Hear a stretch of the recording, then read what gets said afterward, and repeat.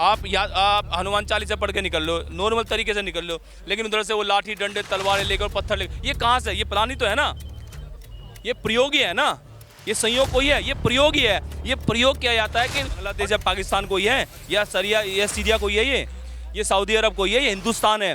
क्या अपने धर्म के लिए हम बोल नहीं सकते? क्या अपने धर्म के लिए आवाज़ नहीं उठा सकते? क्या अपने मंदिर स्थलों पे, जो हमारे पूजनीय मंदिर स्थल है, वहाँ पूजा नहीं कर सकते? क्या हम आज समुदाय है, कुछ लोग वामपंथी विचारधारा के लोग हैं, कुछ लोग सेकुलर है, जो सनातन के बारे में बोलने वालों से खिलस्ते हैं।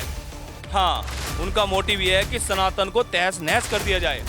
नमस्कार दोस्तों, राष्ट्र धर्म में आप सभी लोगों का स्वागत है। जमुई के अंदर, बिहार के जमुई के अंदर खुशबू पांडे की गिरफ्तारी हो जाती है, जो कि एक कार्यक्रम में जा रही थी। उसके बाद उनके ऊपर पथराव होता है, जहां कर हनुमान चालीसा का जो है पाठ का कार्यक्रम रखा गया था। वहां से वापस लौटते हुए उनके ऊपर हमला होता है, जान से मारने की कोशिश की जाती है, परंतु प्रशासन के द्वारा उसके बावजूद खुशबू पांडे को ही गिरफ्तार कर लिया जाता है। हमारे साथ भाई जी मौजूद हैं। जी भाई साहब, क्या नाम है आपका? मेरा नाम राजीव सरोहा है। अच्छा, तो ये जिस प्रकार खुशबू पांडे के साथ जो हुआ, जो उनको गिरफ्तार किया गया, उनके ऊपर हमला हुआ, तो इसे आप किस तरीके से देखते हैं? देखो, ये हमला खुशबू पांडे पे नहीं हुआ, ये एक्चुअल में हमला सनातन पे हुआ है। ठीक है, वो एक छोटी सी लड़की, मात्र 20-22 साल की लड़की है ना, हनुमान चालीसा का पाठ करके आ रही है ना, भागादा पाठ करके आ रही है। कोई भड़काऊ भाषण नहीं, कोई किसी को परेशान करने वाली, सीधा अपने धर्म का कार्य करने जा रही थी। हनुमान चालीसा पढ़ के आई और उससे पथराव हुआ। 50-60 लोगों की भीड़ ने नाम लेके, वीडियो वायरल है पत्रकार मोदी कि उसको कह रहे कि अरे खुशबू पांडे को निकालो, उसको जिंदा जलाएंगे। खुशबू पांडे का क्या दोष है भाई? यह सिर्फ यही दोष है कि वो सनातन के लिए बोलती है। अपने धर्म के लिए बोलना क्या गलत है? वो भी लोकतंत्र वाले देश में, वो भी वहाँ जहाँ 80% सनातनियों की संख्या है, वहाँ। ये कोई बांग्लादेश या पाकिस्तान कोई है, या सरिया या सीरिया कोई है, ये सऊदी अरब कोई है, ये हिंदुस्तान है। क्या अपने धर्म के लिए हम बोल नहीं सकते? क्या अपने धर्म के लिए आवाज़ नहीं उठा सकते? क्या अपने मंदिर स्थलों पे, जो हमारे पूजनीय मंदिर स्थल है, वहाँ पूजा नहीं कर सकते? क्या हम आज ये दौर है, आने वाला दौर कैसा होगा? कैसा होगा वो दौर? अगर आज इस दौर में हम अपने धर्म के लिए नहीं बोल पा रहे हैं, अपने आराध्यों के नाम नहीं ले पा रहे हैं सही से, तो वो आने वाले 10 साल में क्या है, क्या मानसिकता रहेगी बताओ? उसके मतलब अपने घर में हम पूजा नहीं कर सकते, अपने घर में मंदिरों की पूजा नहीं कर सकते। आज उस छोटी सी बच्ची के साथ ये हादसा हुआ है, और मैं वहाँ के प्रशासन से बोलना चाहूँगा कि ये बहुत गलत है कि आप एक छोटी सी बच्ची के, उसके साथ नाइंसाफ़ी की गई है। हमला उसके साथ, उसके ऊपर हुआ, उसको चोट हुआ, चोट लगी, उसका सर फटा हुआ, उसके पैरों में गंभीर चोटें आई हुई है, और उसको उठा के बंद कर दिया तुमने, उस पर केस कर दिया, 50-60 FIR लगा दी। क्यों लगा दी भाई? उस पर क्या जांच नहीं होनी चाहिए? इसकी जांच होनी चाहिए ना। वे लोग कहाँ हैं जो पथराव कर रहे, जो तलवार लेकर मारने की बात कर रहे थे? कहाँ है वो लोग? अगर उसको जिंदा जला दिया जाता तो आज हमारा समाज क्या करता? कैंडल मार्च निकालता, खुशबू हम तेरे साथ हैं, ओम शांति ओम का नारा वो लगाता, स्लोगन देता। तो मतलब तो कोई दिखाई नहीं दे रहा है, आज तो कोई दिखाई नहीं दे रहा है। वही तो कह रहा हूँ ना कि हमारा सनातन धर्म कहाँ, हमारे वो सनातनी कहाँ है, कट्टर सनातनी कहने वाले वो कहाँ है? आज उसकी सपोर्ट में क्यों नहीं आते हैं? क्यों नहीं आते? उसको, वो बेटी की, वो बहन क्या गलत कार्य कर रही थी कि अपने धर्म के लिए हिंदुस्तान में बोलना? भाई बिहार पाकिस्तान में है क्या, या बांग्लादेश में? बिहार हिंदुस्तान में है ना, और ये हिंदुस्तान लोकतंत्र से चलता है ना, तो सबको अपने मौलिक अधिकार है ना, सबको अपने धर्म के लिए बोलने का अधिकार है ना। उस बच्ची को क्यों नहीं है? उस बच्ची को क्यों नहीं है बोलने का अधिकार? अगर वो अपने धर्म के लिए बोल रही है, हनुमान चालीसा का पाठ करके जा रही है, बिल्कुल सही सलामत से, किसी को दिक्कत नहीं कर रही है, और उस पर लांछन लगाया जा रहा है कि मस्जिद में नमाज पढ़ी है। मैं किसी समुदाय पे कटाक्ष नहीं करना चाहूँगा, लेकिन सच्चाई यही है। क्या कोई बंदा, कोई हिंदू जाके मस्जिद में हनुमान चालीसा का पाठ कर सकता है? कहा तो यही जा रहा है कि मस्जिद के पास ही क्यों पाठ करना था खुशबू पांडे? मस्जिद के पास क्या हो गया? मस्जिद के पास अगर नमाज पढ़ ले, वहाँ वो हनुमान चालीसा पढ़ लिया तो क्या हो गया मेरे भाई? मस्जिद भी तो हिंदुस्तान में ही है। क्या इनके जो बड़े बड़े प्रोग्राम होते हैं हमारे मंदिरों से नहीं निकलते क्या? हमारे बड़े बड़े मंदिरों के पास से नहीं निकलते क्या? क्या किसी हिंदू ने पत्थर मारा? क्या किसी हिंदू ने किसी उसका नाम लेकर, विशेष समुदाय का नाम लेकर क्या जलाने की बात की है? नहीं की ना। तो फिर हमारी बहन बेटियों के साथ ऐसा क्यों हो रहा है?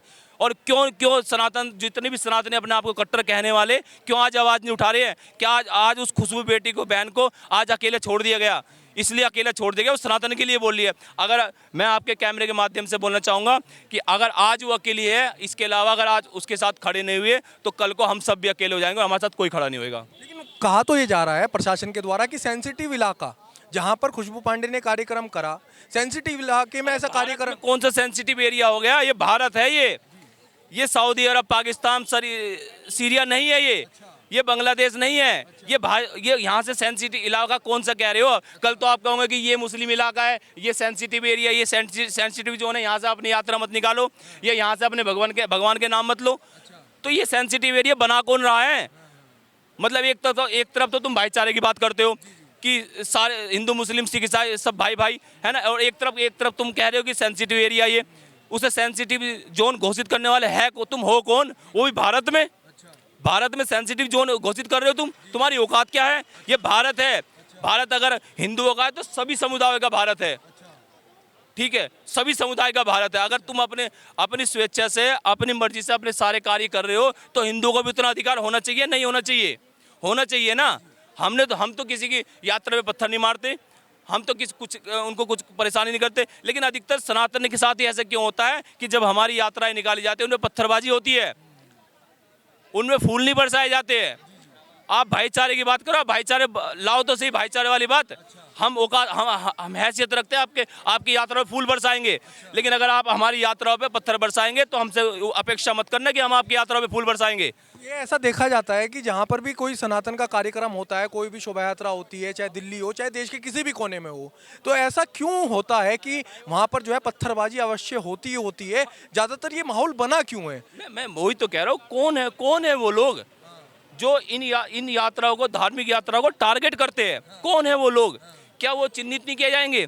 क्या कार्रवाई नहीं होनी चाहिए? क्या उस पर बैठक नहीं बैठनी चाहिए? क्या विचार विमर्श नहीं होना चाहिए? उस पर होना चाहिए। कौन है वो लोग जो सनातन को टारगेट करने के लिए चलते हैं? आज तक सुना आपने किसी भी हिंदूवादी नेता ने या किसी लोगों ने, हिंदूवादी संगठनों ने किसी अदर उस पर पत्थर बरसाए हो, गाली गलौज की हो या मारने की धमकी दी हो?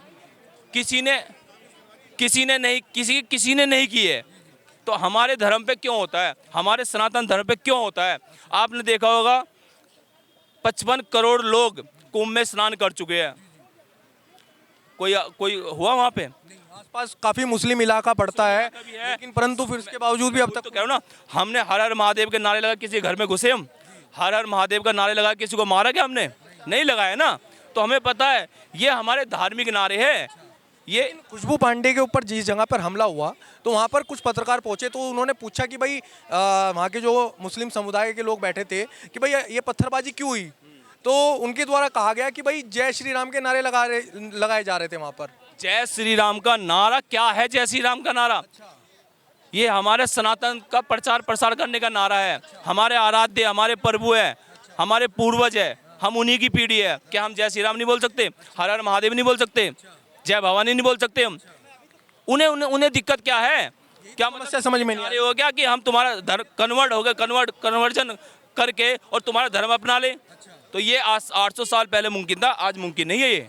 हाँ, लेकिन जिस प्रकार मनीष कश्यप पे भी देखा गया था कुछ टाइम पहले, मनीष कश्यप की भी गिरफ्तारी होती है एक केस में, इसी प्रकार खुशबू पांडे के साथ इस प्रकार का जो ये बिहार के अंदर आखिर ये जो राजनीतिक षड्यंत्र है या फिर ये एक समुदाय विशेष के द्वारा करी गई ये साजिश है? ये देखो पत्रकार महोदय, कोई बिहार स्पेशल राज्य नहीं है।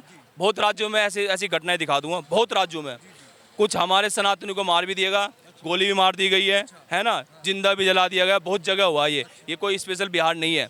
अगर बिहार है तो वहाँ का शासन प्रशासन, वहाँ की मौजूदा सरकार क्या कर रही है? क्यों कार्रवाई नहीं कर रही है? क्या आप वो एक लड़की है इसलिए उस पर कार्रवाई हो रही है? मतलब उसी पे चोटिल किया गया, उसी को मारने की साजिश की गई है, उसको जिंदा जलाने की कोशिश की है और उसी को केस लगा के जेल में बंद कर दिया गया, तिहाड़ भेज दिया गया उसको। क्यों? मतलब मैं कह रहा हूँ शासन प्रशासन और सरकार फेल हो गई है। और ये सनातन पे ही कटाक्ष क्यों होता है कि अगर सनातनियों के साथ ऐसा हो रहा है तो आप सनातन के आगे क्यों नहीं आते हो? क्यों नहीं आते हो आप? लेकिन एक चीज़ और देखी गई है, जिस प्रकार खुशबू पांडे जो है वो हिंदू शेरनी का टैग लगा करके उनकी सीपी के द्वारा और अनेकों जगह से वो वीडियो जो है वायरल हुई है, उनकी हिंदू शेरनी का टैग लगा करके वो बोला करती थी।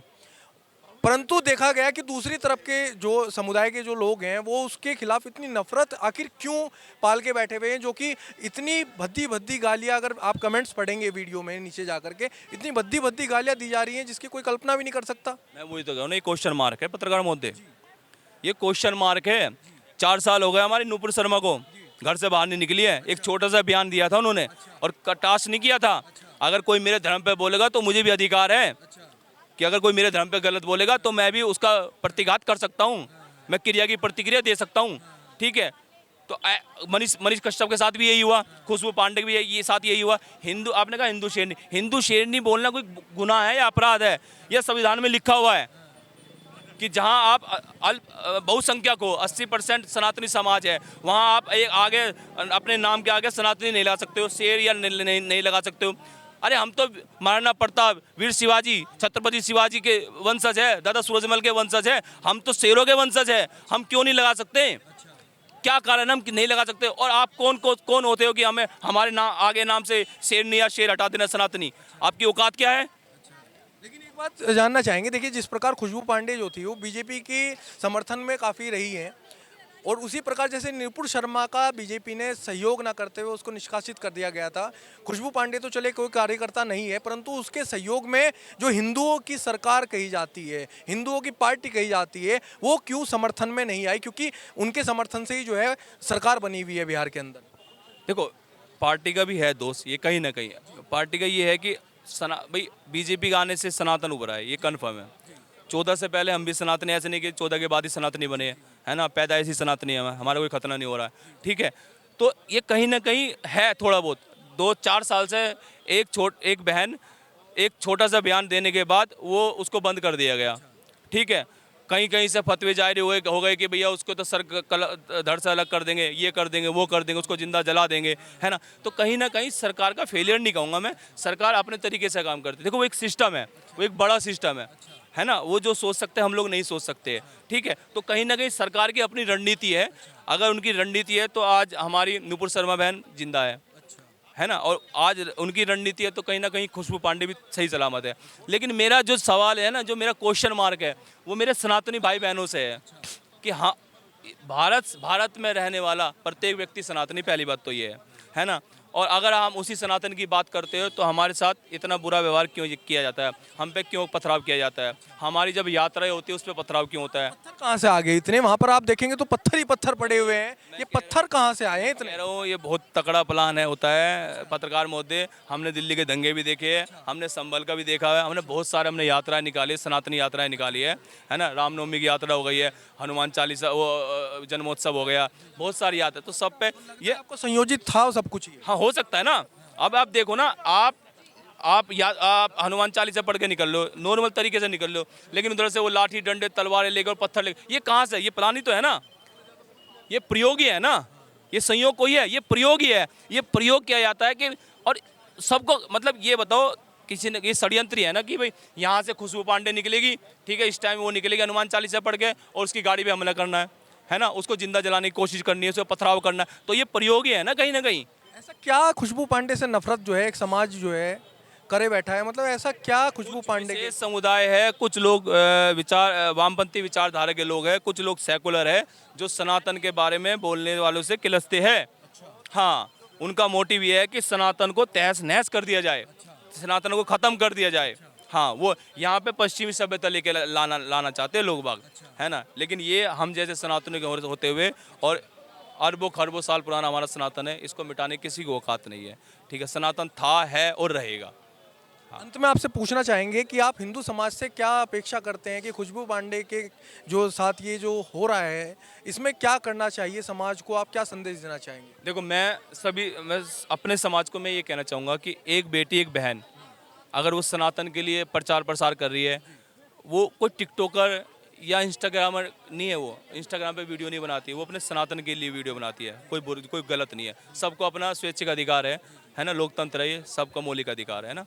तो अगर वो ये काम कर रही है तो आप उसको सपोर्ट क्यों नहीं कर रहे हो? आप उसके सपोर्ट में खड़े क्यों नहीं रहे हो? आज उसको अकेला क्यों छोड़ देगा?